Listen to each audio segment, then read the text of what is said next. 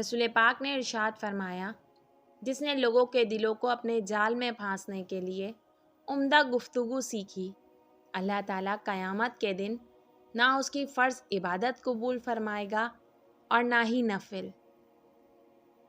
رسول اللہ نے ارشاد فرمایا، اس شخص کے لیے ہلاکت و بربادی ہے جو جھوٹی باتیں بنا کر دوسروں کو ہنسائے۔ نبی کریم نے ارشاد فرمایا، میرا دل چاہتا ہے کہ سورہ یاسین میرے ہر امتی کے دل میں ہو۔ حضرت محمد نے ارشاد فرمایا، جس نے وضو کرنے سے پہلے پہلا کلمہ پڑھ لیا، اللہ تعالیٰ وضو کے ہر قطرے پر ایک فرشتہ کھڑا کر دے گا جو قیامت تک کلمہ پڑھتا رہے گا، جس کا ثواب کلمہ پڑھنے والے کو اور سب کو بتانے والے کو قیامت تک ملتا رہے گا۔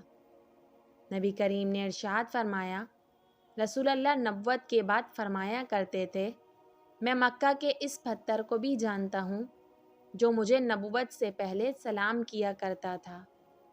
پیارے نبی نے ارشاد فرمایا، جس شخص کے پاس ذبح کرنے کے لیے کوئی ذبیحہ ہو تو جب ذوالحج کا چاند نظر آ جائے وہ ہرگز اپنے بال اور ناخن نہ کاٹے یہاں تک کہ قربانی کر لے، پھر بال اور ناخن کاٹے۔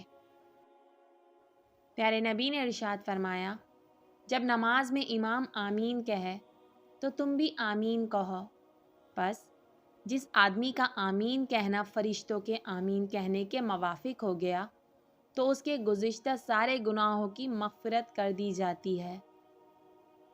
پیارے نبی نے ارشاد فرمایا، ہر امت کی آزمائش کسی نہ کسی چیز میں ہے اور میری امت کی آزمائش مال میں ہے۔ رسول اللہ نے ارشاد فرمایا، مریض کی عیادت کرنے والا واپس آنے تک جنت کے باغ میں رہتا ہے۔